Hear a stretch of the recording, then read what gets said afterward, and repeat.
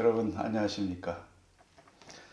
제가 이 자리에 오기 전에 건국전쟁 2를 보고 왔습니다. 건국전쟁 1, 그 다음에 그 전에 권순도 감독의 기적의 시작이라는 영화도 있었죠.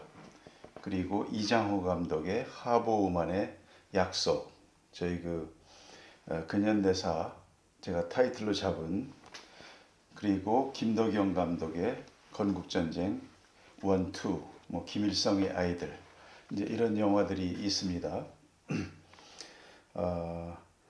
주로 이제 해방 전후부터 시작해서 그 이후의 주제를 다루는데요. 내용들은 요즘 젊은이들 말로는 스포일하면 안 된다면서요. 그래서 그 내용들은 그 해방 이후사를 다룰 때 그때 포함해서 내용을 정리를 하겠고요. 단 한 가지 마지막에 이제 그런 결론을 내고 있습니다. 이제 제주 4.3 사건만 이렇게 다루는데요. 의로운 투쟁이랍니다. 그런데 마지막에 좌익은 그 가진 사상이나 이념이 확실한데 우익은 그 대한민국의 정체성에 대한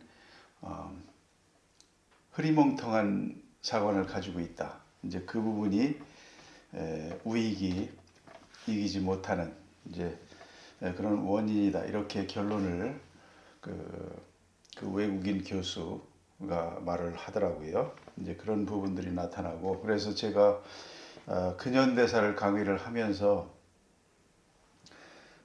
이 근현대사 강의 정리하는 부분을 좀 더 열심히 하고 좀 더 자료를 많이 잘 정리를 해서 마쳐야 되겠다 하는 그 생각을 가지고 이 자리에 섰습니다. 그래서 앞으로도 해방돼서 대한민국 건국 과정까지 가려면 가야 할 길이 멀죠. 그러나 하나하나 밟아가면서 가보겠습니다. 오늘은 5강 6번째, 그래서 친일 개화파 김옥균에 대해서 다뤄보겠습니다. 1851년생이고요. 1894년 갑오경장이죠. 갑신정변이 일어난 지 10년 만에 상해에서 그 홍종우에게 암살을 당함으로써 그 일생을 1894년에 마하게 됩니다. 이 1894년 김옥균이 암살당한 지 몇 달 후에 그 개화파의 동료들이었던 박영효, 서재필, 그 다음에 유길준 등이 이제 갑오경장, 개혁의 주체로서 이제 근대화를 해보려는 노력들을 하게 됩니다. 이게 시간적으로 보면 이런 것도 참 하나님의 섭리가 오묘합니다. 친일 개화파 김옥균의 키워드입니다. 오세창의 증언, 유명한 분이죠. 오세창, 독립민족 대표.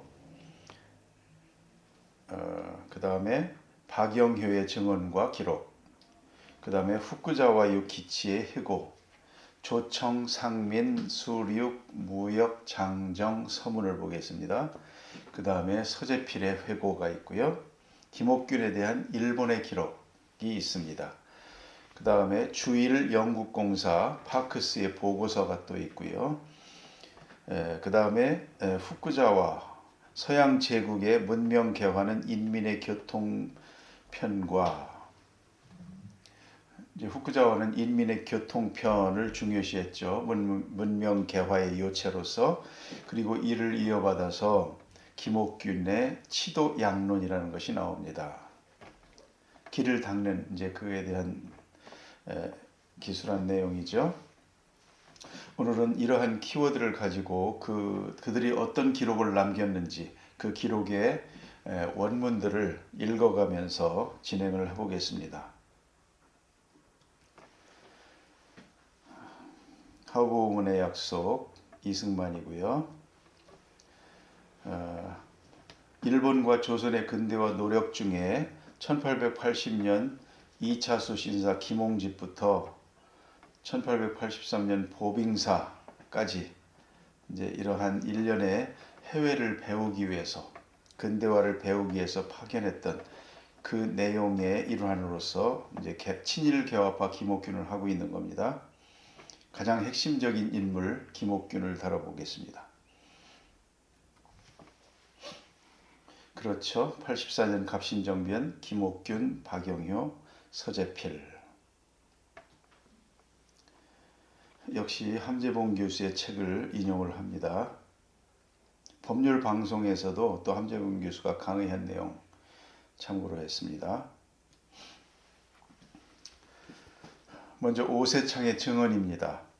부 오경석이 중국으로부터 신사상을 품고 돌아오자 평소 가장 친교가 있는 우인 중에 대치 유홍기, 유대치라고 우리가 흔히 말하죠. 라는 동지가 있었다. 대치는 학식 인격이 아울러 고매 탁월하고 또 교양이 심원한 인물이었다. 오경석은 중국으로부터 가지고 온 각종 신설을 그 사람에게 주어 연구를 권하였다. 이래 두 사람은 사상적 동지로서 결합하여 서로 만나면 자국의 형세가 실로 풍전의 등화와 같은 위험에 닥쳤음을 장탄식하고 언젠가는 일대 혁신을 일으키지 않으면 안 된다는 것을 상의해오고 있었다. 어느 때 유대치가 오경석에게 묻기를 우리나라의 개혁을 어떻게 하면 성취할 수 있겠는가? 라고 하였다. 오가 대답하기를 먼저 동지를 북촌의 양반 자제 중에서 구하여 혁신의 기운을 일으키는 데 있다고 하였다. 오경석은 양반들하고 이제 사귀어서 일을 해라 이제 그렇게 권하고 있죠. 북촌도 꼭 가봐야 되겠죠. 그 옆에 또 그 외국인들 많이 가는 그 익선동도 있고요. 자, 이동인의 도움으로 개화의 바통을 이어받아 조선을 근대화의 방향으로 이끈 개화파의 태두이자 지도자 김옥균입니다. 뭐 간단한 가정과 이제 그의 이력에 대해서 정리를 좀 해놨고요. 성균관 알성시에서 장원급제를 할 정도로 그러니까 뛰어났죠. 그래서 성균관 전적 정육품에 임명됐는데 이제 고종이 즉위하면서 아시는 대로 그 여흥민 씨 척족들의 세상이 되지 않습니까? 이제 안동김 씨였던 김옥균은 이제 세도가 약화되고 종 오품으로 진급한 다음에는 더 이상 진급이 안 됩니다. 그리고 김옥균의 주변에는 박영효, 서재필 등 사대부 출신들도 있었고요. 그 다음에 당대 최고의 중인들과 어울렸습니다. 그들이 오경석과 유홍기가 되겠습니다.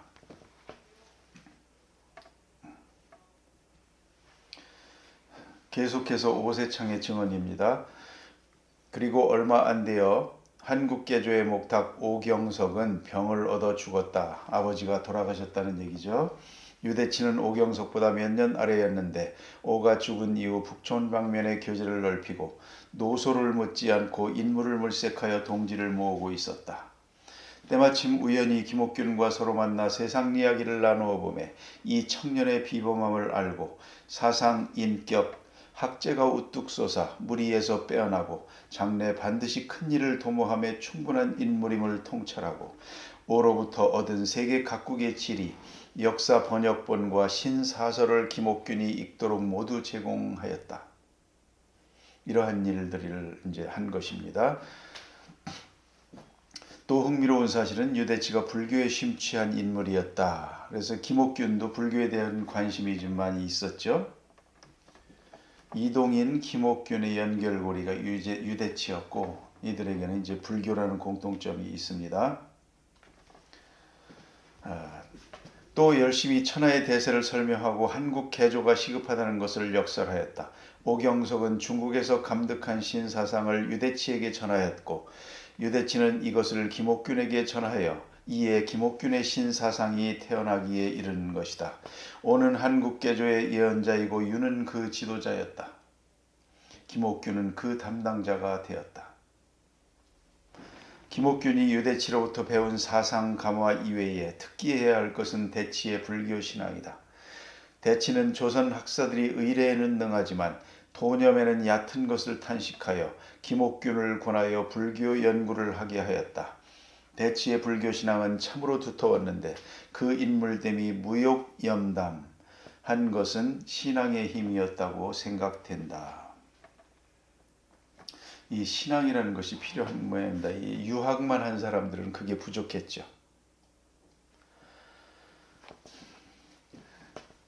서재필, 윤치호 등 개화파들이 이제 김옥균의 다음 세대가 되는데요. 기독교 사상을 받아들여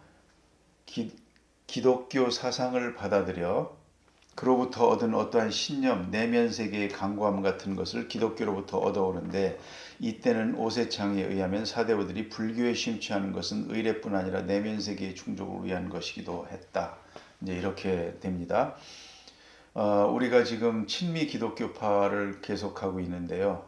그 이승만의 대한민국 건국의 네이션 빌딩의 정체성, 그것은 이제 기독교적 신앙에 입각한 자유민주주의 시장경제 이제 해양 동맹이 아니겠습니까? 이승만 대통령 같은 경우 이제 기독교를 생각하기를 기독교 입국론 해서 이제 오늘날 그러니까 그 당시에 근대화된 서구의 열강들이 전부 그 기독교를 받아들이고 그렇다고 그러면 이제 국제 정치를 한 이승만의 입장에서는 우리가 기독교 국가가 되는 것이 단지 어떤 그 신앙, 그 순수한 신앙 자체도 있지만 국제적으로 외교를 하는데 유리할 것으로 이제 판단한 이제 그런 부분도 있습니다. 나중에 이제 그런 부분을 설명할 기회가 있을 것이고요. 이번에는 박영효의 증언입니다. 김옥균이 다른 사람들과 달리 청년 시대부터 불전의 문구나 불성을 자주 입에 올린 것은 유대치의 감화에 비롯된 것이었다. 김옥균과 내가 처음 사귀게 된 것은 불교 토론에서 비롯되었다. 김옥균은 불교를 좋아해서 불교 이야기를 했는데 나는 그것이 재미가 나서 김옥균과 친하게 되었다. 박영효의 얘기입니다. 내 백형이 김옥균과 사귀라고 해서 사귀게 되었지만 그때 김옥균은 27세, 나는 17세였다.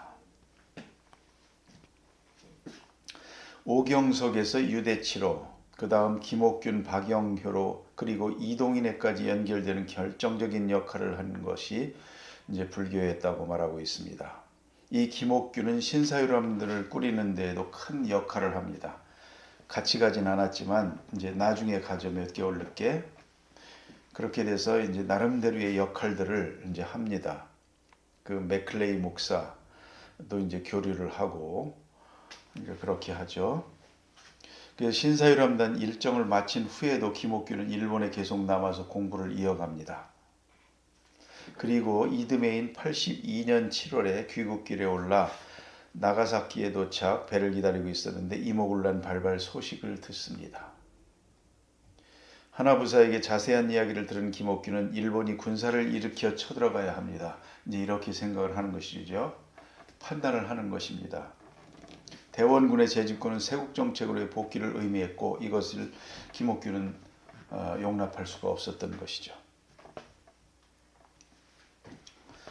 계속 박영효의 기록입니다. 길을 떠나는 장계를 만들어 올리고 일제히 일본선을 향하니 일본선 이름은 명치환, 메이지마루이다.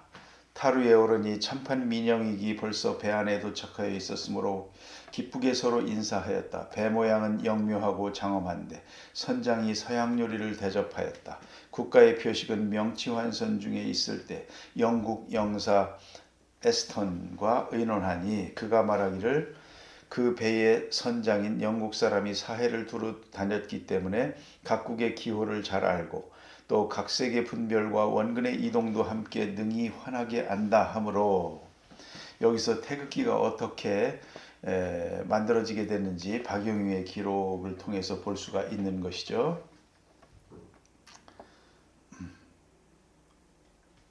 그와 더불어 의논하니 태극 8궤의 형식은 특별히 뛰어나 눈에 띄지만 팔괘의 분포가 잘못 조잡하여 명백하지 못한 것을 깨닫게 되며 또 각국이 이를 모방하여 만드는 데에도 매우 불편하니 다만 사궤만 사용하여 네 모서리에 긋는다면 더욱 아름다울 것이다 하였습니다.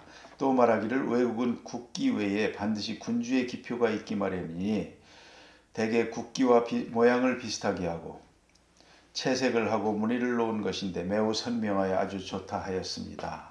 이렇게 해서 8궤가 아니라 4궤가 됐죠.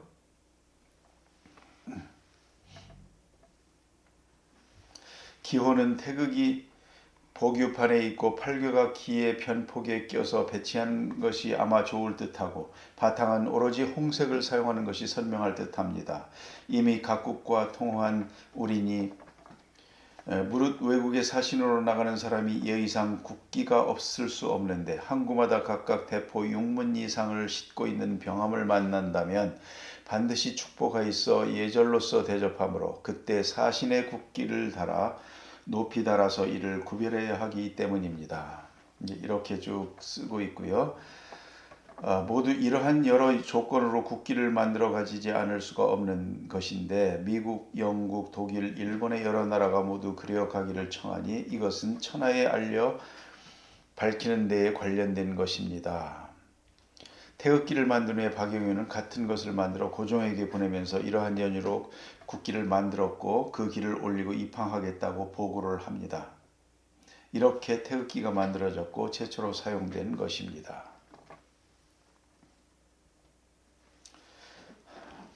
이번에는 훅구자와의 해고입니다. 이달 초순에 조선인 수명이 일본 사정을 시찰하기 위하여 왔다. 그중 청년 2명이 본숙에 입학하여 나의 집에서 유숙하고 있다. 참으로 20여 년 전 나 자신의 일을 생각하면 동정을 금할 길이 없다. 이것은 조선인의 외국 유학의 처음이요 본숙도 또한 외국인을 최초로 입학시킨 것이니 실로 기우라고 하겠다.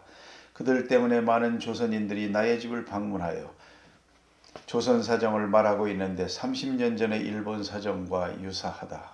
이렇게 기록하고 있습니다.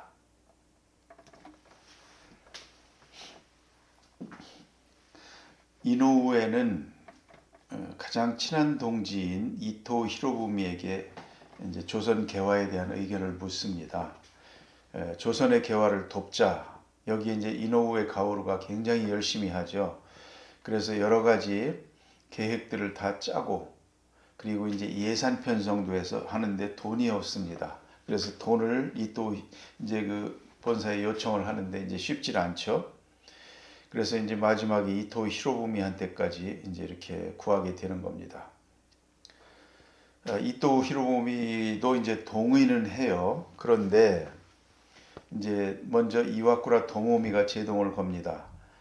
이제 이와쿠라는 청이 힘으로 이모군란을 잠재우고 민씨들도 청의 의지에 조선을 장악한 상황에서 섣불리 움직이면 청이 의심하고 견제할 터인데 지금 우리는 상대할 힘이 안 된다.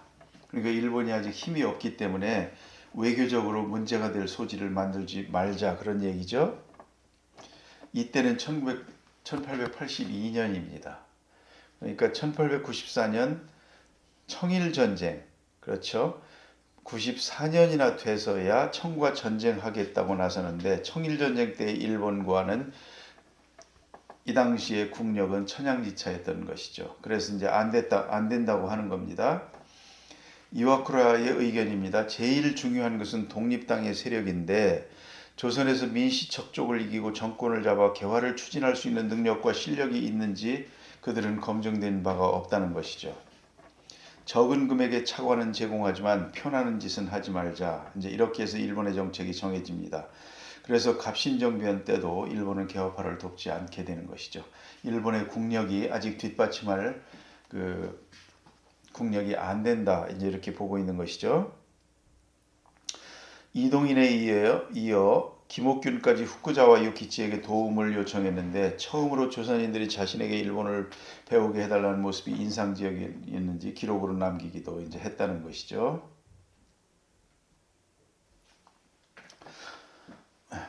이렇게 해서 후쿠자와 유키치와 김옥균의 단단한 관계가 형성이 됩니다. 김옥균과 개화파가 독립당으로 불릴 정도로 가장 중요하게 배운 것은 조선은 청의 속방으로 독립국이 아니라는 사실입니다. 조선이 근대국가로 나아가기 위해서는 맨 먼저 청으로부터 독립해야 한다. 이것이 개화파가 후쿠자와 유키치를 만나서 깨달은 것입니다. 그래서 독립신문 만들고 독립문을 세우고 이제 그런 일련의 행동들이 이어지게 되죠. 1872년 청나라와 일본 간의 수호 조규 체결을 했죠. 대등한 관계였습니다. 약 10년 뒤인 1882년 청과 조선도 최초의 조약을 맺습니다. 1882년 10월 4일 그 이름은 조청상민 수륙무역장정입니다. 서문을 읽어보겠습니다. 조선은 오랜 동안의 제후국으로서 전례에 관한 것에 정해진 제도가 있다는 것은 다시 의논할 여지가 없다. 다만 현재 각국이 수로를 통하여 통상하고 있어 해금을 속히 열어 양국 상인이 일체 상호 무역하여 함께 이익을 보게 해야 한다. 변계에서 호사하는 규례도 시의에 맞게 변통해야 한다. 이번에 제정한 수륙무역장정은 중국이 속방을 우대하는 뜻이며 각국과 일체 같은 이득을 보도록 하는 데 있지 않다. 이에 각 조항을 아래와 같이 정한다. 이렇게 이제 서문을 시작하고 있습니다. 청과 조선은 조공을 바치는 관계였었죠. 무역이 아니었었죠. 그런데 이제 일본이 부산과 제물포에서 무역을 하고 하니까 청나라도 이제 조선과 무역의 필요성을 알게 된 것이죠. 그때 이미 청의 상인들은 조선에 진출해서 일본 상인들과 경쟁 중이었습니다. 오늘날 명동 지역을 청나라 상인들이 잡고 있었다고 그랬었죠. 이제 근대적인 무역에 관한 정리가 필요해진 것이죠.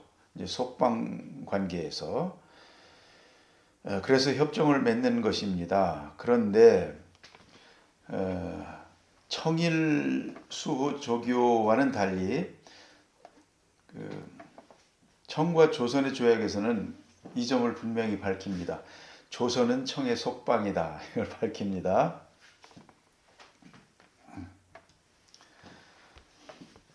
서재필의 해고입니다. 그는 김옥균은 청국의 종주권 아래에 있는 굴욕감을 참지 못하고 이제 청나라의 속방으로 있는 것을 참지 못했답니다. 어떻게 하면 이 치욕에서 벗어나 조선을 세계 각국 중에 평등과 자유의 일원이 되게 하느냐 하고 불철주야로 노심초사하였다. 그는 현대적 교육은 받지 않았으나 시대의 추이를 통찰하고 조선도 강력한 현대국가가 될 것을 절실히 바랐다. 그리고 신지식을 주입하고 신기술을 채용함으로써 정부와 일반 사회의 구투 인습을 일변시킬 필요를 확신하였다. 이대로 우리 힘으로 이루어졌다면 얼마나 좋았겠습니까?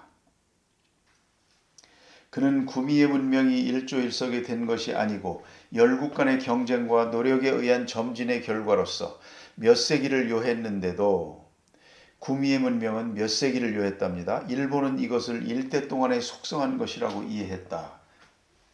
맞게 이해를 이제 했다고 보여지죠. 그래서 그는 스스로 일본을 모델로 하기로 하고 백방분주하였던 것이다.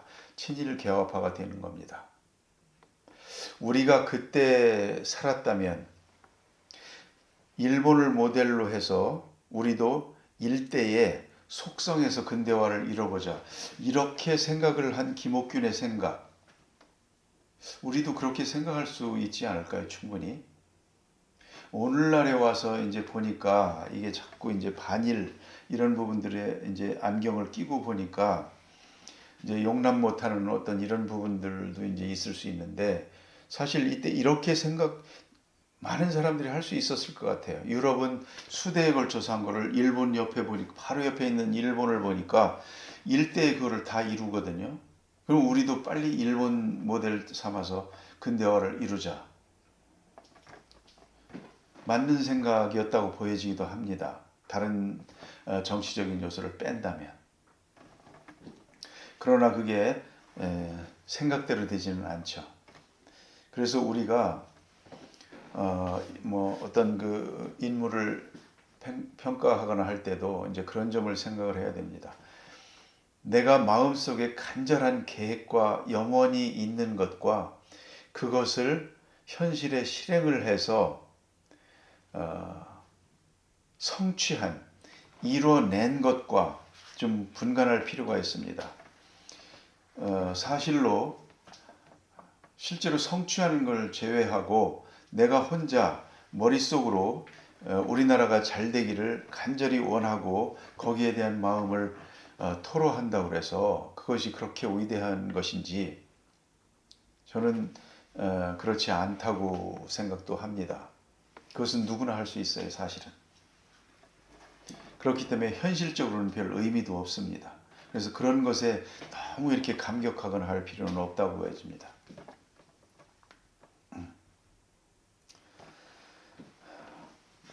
이번에는 김옥균에 대한 일본 기록입니다. 김옥균은 대원군의 구속 납치 소식을 듣자 개연히 일어나서 청국타도의 결심을 굳혔다. 그는 국제정치의 정세 여하와 관계없이 국부를 속여서 그를 납치하여 가는 것을 국토를 유린하고 국민을 모욕하고 조선의 왕가를 노예로 하며 나라의 면목을 유린하는 것이라고 하여 개연히 일어나서 청국타도를 결의한 것 같다. 용납할 수가 없었던 것이죠. 국부를 속여서 납치해 간 건 말이죠. 그 원세계가. 그가 뒷날 갑신정변 때에 오로지 한 뜻으로 사대당의 경멸을 결심한 것은 실로 대원군 납치 사건에 기인한다고 말할 수 있다. 이 김옥균의 마음에 영향을 많이 끼쳤던 모양입니다. 섭정 국부는 완고하지만 그 정치는 정대하고 국왕전하는 총명하지만 과단성이 부족하다. 죽음으로써 국부를 설득해야 한다. 김옥균은 이제 이렇게 생각을 했다는 것입니다.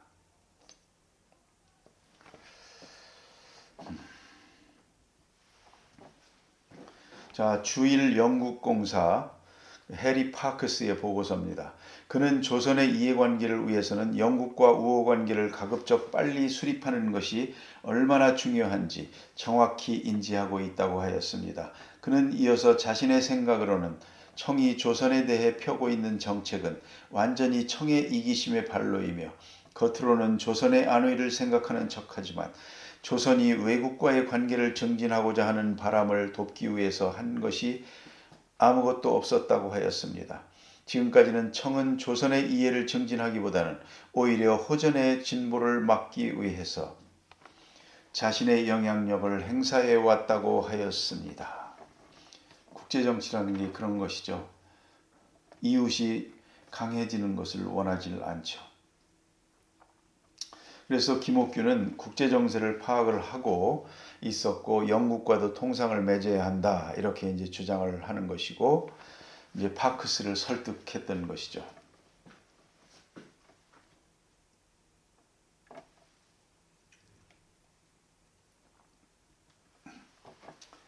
파크스 보고서 계속입니다.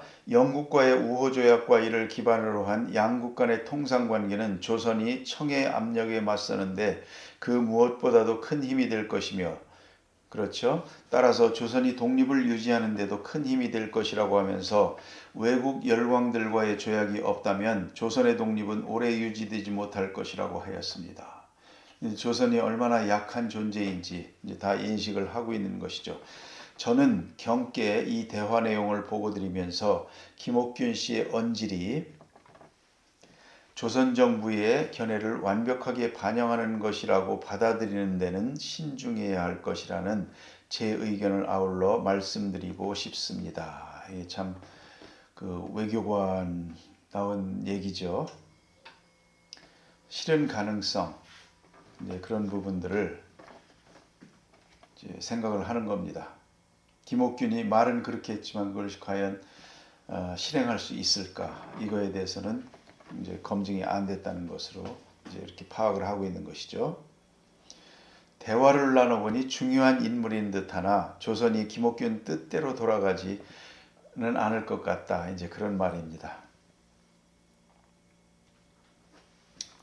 그는 조약 관계가 필요하다는 자신의 신념을 솔직하게 표현하는 것이었겠지만 지난번 조선에서 에스턴 씨를 만났을 때 그가 보인 소극적인 태도를 놓고 볼 때 그의 신념과 그가 갖고 있는 정보가 조선의 지배계층 사이에서 얼마나 널리 공유되고 있는 것인지 의문스럽습니다. 이렇게 파크스가 보고서를 쓰고 있습니다.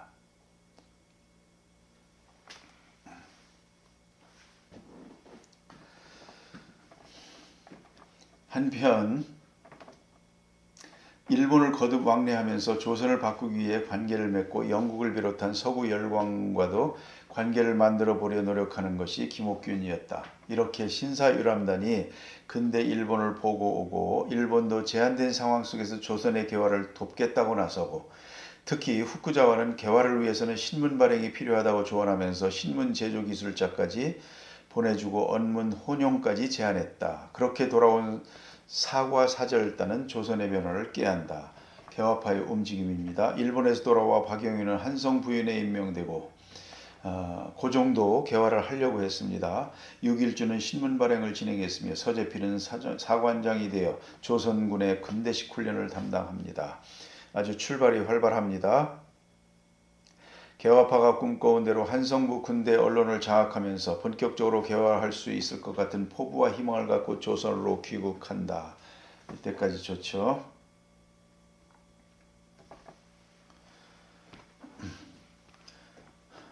이번에는 그 후쿠자와 유키치의 서양 제국의 문명 개화는 인민의 교통편이라는 글을 읽어보겠습니다. 서양 제국의 문명 개화는 덕이 있는 가르침도 아니요. 성리학으로 안 되는 것이죠. 문학도 아니고 또한 이론도 아니다. 그러면 이것을 어디에서 찾으면 되는가? 나에게 있어서 이것을 보면 인민의 교통편에 있다고 할 수밖에 없다. 사회교통이 중요한 것은 이와 같은 것이고 서양 제국에 있어서는 일찍이 항해기술을 연구하고 오래전부터 서양인들은 북해 지중해 지방을 왕래했을 뿐만 아니라 대양을 건너서 지구 어디에도 안 가본 곳이 없을 정도이다. 이게 후쿠자와 유키치의 인민의 교통편에 있는 글입니다. 치도양론, 아마 김옥균의 작품이라고 이제 보여집니다. 도대체 개화라는 게 뭐냐, 근대화라는 게 뭐냐라는 질문에 치도양론에서 도로를 놓는 것이다 라고 답합니다. 김옥균도 도로의 중요성을 이제 알고 있었던 것이죠. 반면 그 당시 전근대 국가 조선엔 도로가 없었습니다. 이 조선에 도로가 없는 것도 이제 이야기가 있습니다만 그 산지도 그렇고 그 다음에 도로보다 육로, 그 당시는 이제 그 강도 있고 그 수로를 통해서 물건을 운반하는 것이 훨씬 경제적이었다고 합니다. 그래서 이제 그 도로를 닦는 일에도 이제 이렇게 적극적이지 않았다, 이제 그런 얘기도 들은 바가 있습니다. 이 도로 얘기를 하다 보면 이제 박정희 대통령 경부고속도로 생각이 나죠. 독일을 갔다 와서 이제 아우토반 보고 그리고 이제 산업을 발전시키기 위한, 그래서 경부고속도로를 무리할 정도로 추진하죠. 아주 반대가 극심했었죠. 그럼에도 불구하고 실행을 하죠. 정주영이라는 이제 또 하나의 위대한 기업가를 만나고 이제 그렇게 해서 경부고속도로를 놓게 되고 이제 우리나라의 경제 발전의 중추로 이렇게 경부고속도로가 자리를 잡게 됩니다.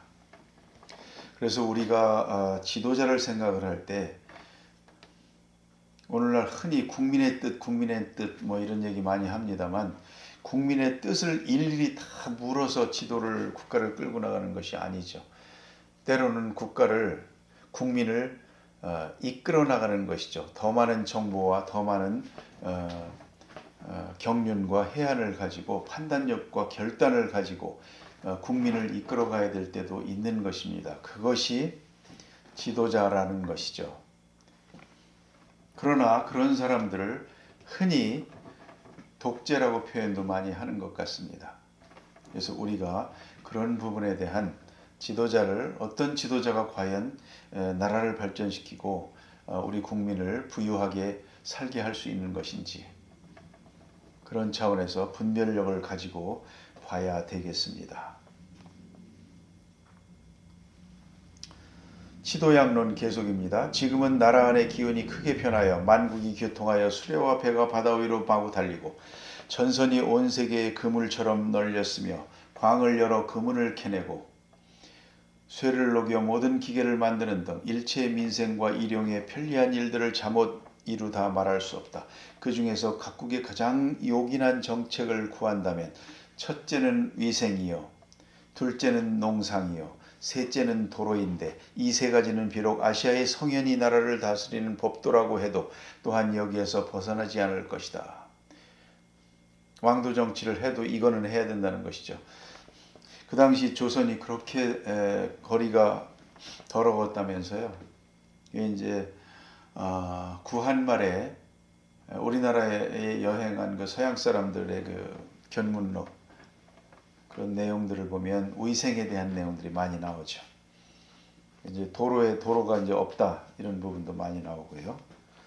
뭐 도로 관련해서는 뭐 임진왜란 때 이제 전쟁도 치렀고 도로를 깔아놓으면 적들이 쳐들어오기 좋지 않겠느냐 뭐 이렇게 해서 안 깔았다 이런 얘기도 있는데 저는 이제 그 수로가 우리나라의 지형상 더 경제적으로 이제 운송을 할 수 있는 시스템 이제 그것이 큰 요인이 아니었나 싶기도 합니다. 그래서 치도양론에서 이렇게 계속 쓰고 있습니다. 그 세 가지에 대해서 뭐 의술에 관련해서 쓰고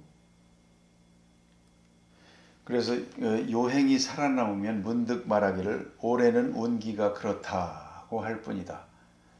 이제 우리가 참 이 기에 대해서 이제 우리 민족이 그 철학을 많이 가지고 있는 것 같아요. 그래서 기의 흐름, 심지어는 이 삼천리 그 국토를 하나의 생명체로 이제 그렇게 그리지 않습니까? 그래서 어느 자리에다가 철책을 박으면 아프고 무당이 그 뭡니까?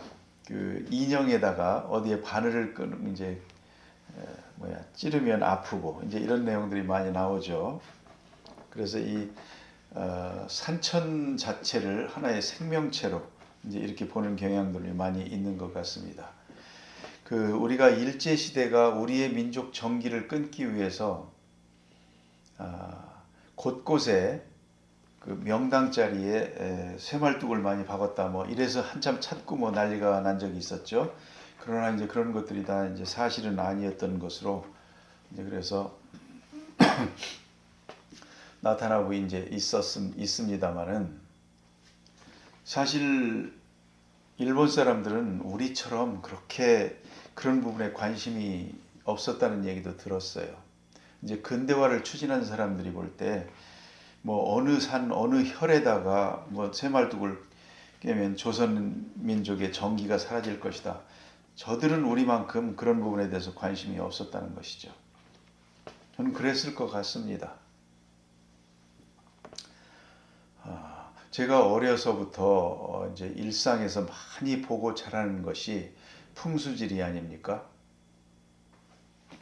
명당을 어디에 쓰면 이제 그 자손이 잘 되고 뭐 이렇게 집안이 용성한다 뭐 이러지 않습니까? 그래서 쉽게 가장 그 근대 순조 이후에 60여 년간 세도를 한 그 안동 김씨 세도가 있죠. 그들이 원래는 이제 저 안동에서 이제 살던 거기서는 이제 별로 집안이 이렇게 용성하지 못했어요. 그래서 이제 구 안동 김씨라고 하는데 그들이 이제 경기도로 올라오고 나면서 이제 신안동 김씨가 시작됩니다. 덕소가 안동 김씨의 이제 출발과 관련이 있습니다. 유적도 있어요. 거기에서 여기 얘기대로 그 어느 집 뭐 물레방앗간 집이 있는데 거기에 뭐 묘를 쓰면 이제 자손이 복을 받는다. 뭐 이런 스토리가 이제 그쪽 안동 김씨에도 있어요. 그래서 덕소에서 그 터를 사서 이제 명당을 쓰면서 이후에 해서 용성을 했고 이제 세도를 누렸다. 뭐 이제 이렇게 얘기를 하는 겁니다. 우리에게는 이제 그런 생각들이 많아요. 그런데 제가 기독교 신앙을 접하면서 가장 제가 이제 은혜스럽고 저의 그 기독교에 대한 매력, 그 세계관에 대한 이제 기쁘게 생각했던 부분들이 그런 거예요. 창세기에 보면 아브라함과 이삭 이렇게 있죠. 아브라함이 명당을 찾아서 다니질 않습니다. 그렇죠? 오히려 그냥 가라 하는 곳에 갈 바를 아지 못하고 그냥 갑니다. 그런데요, 아브라함이 가는 땅이 이삭이 파는 곳이 우물이 나옵니다. 그러니까 그들이 가는 땅이 축복을 받습니다. 명당 자리에 길을 받아서 아브라함이 축복을 받는 것이 아니고 아브라함이 가는 곳에 땅이 명당이 됩니다. 저는 이제 기존에 우리나라 그래서 이제 풍수지리 하는 그 세계관하고 이 기독교 세계관을 접하면서 굉장히 이렇게 그 완전한 그 생각의 변화가 이제 이렇게 있었죠. 기독교 신앙은 이제 매력을 느끼게 된 한 부분이기도 합니다. 내가 가는 곳이 복된 곳이 됩니다. 그거를 가톨릭에서는 복자라고 하죠. 저는 이 기독교적인 세계관 또는 그 인간관이 참 좋습니다. 그래서 이제 제 나름대로 기독교 신앙을 가지고 이제 이렇게 삽니다만은 그렇습니다. 그래서 치도 양론에 대한 내용들을 제가 이제 이렇게 좀 길지만 나열을 해놨는데요. 다 읽진 않겠습니다만은 이거를 여러분들이 그 파워포인트 자료로 해서 한 번 정도 읽어보시면 그때 당시에 김옥균이 이제 도로에 대해서 가졌던 생각들을 알 수가 있습니다.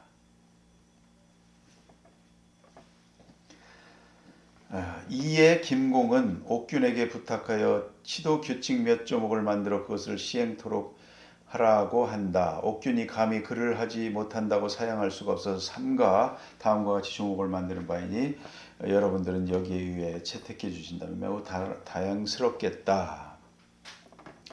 도로 하나면 제대로 갖춰도 위생, 농업, 경제 등 모든 것이 살아난다는 것이죠. 그래서 이제 그 박정희 대통령의 산업화가 이제 그렇게 도로를 이제 까는 것에서 이제 시작을 하게 되는 것이죠.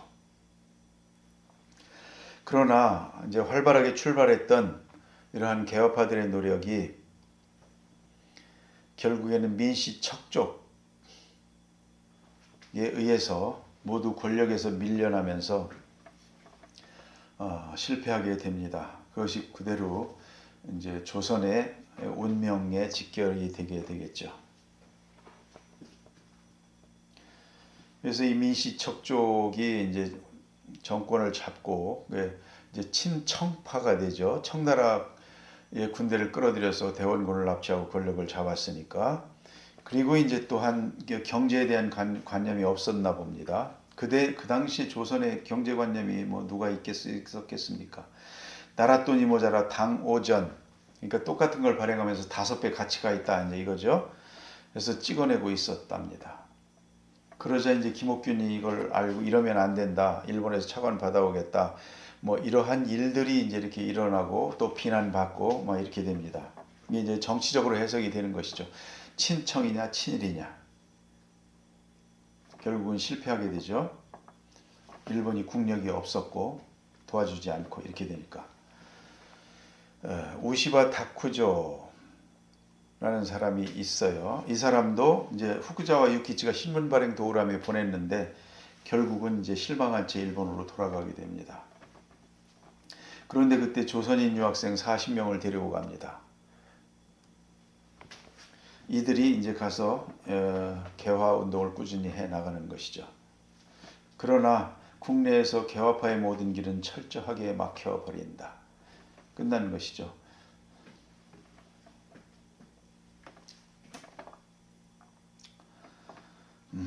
이후에 이제 김옥균의 행적들이 좀 있긴 하지만 뭐 어쨌든 이제 잘 되질 않았죠. 일본 정부도 들어줄 수가 없었고 이제 그렇게 됩니다.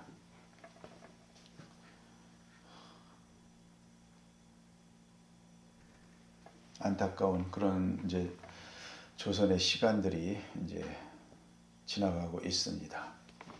그때 또 비보가 들려온다.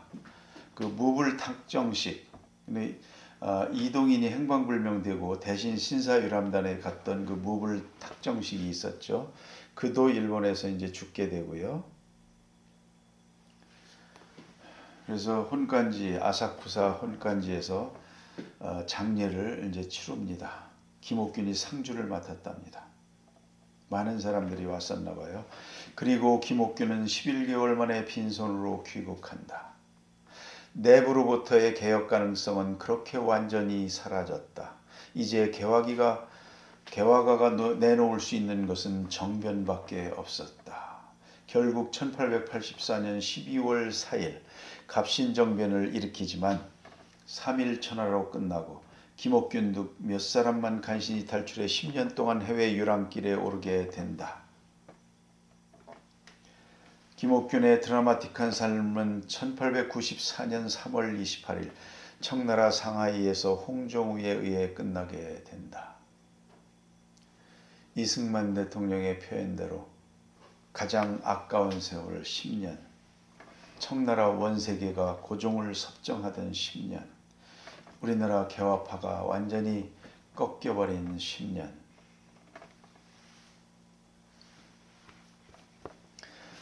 이 홍종우는 이 사람도 그 프랑스 유학파죠. 그랬는데 이제 김옥균과 오랜 동안 이렇게 친하게 이제 관계를 쌓고 하다가 이제 김옥균을 암살하게 되죠. 이 사람의 애국심은 또 무엇이었을까요? 나라 사랑하는 방법이 무엇이었을까요?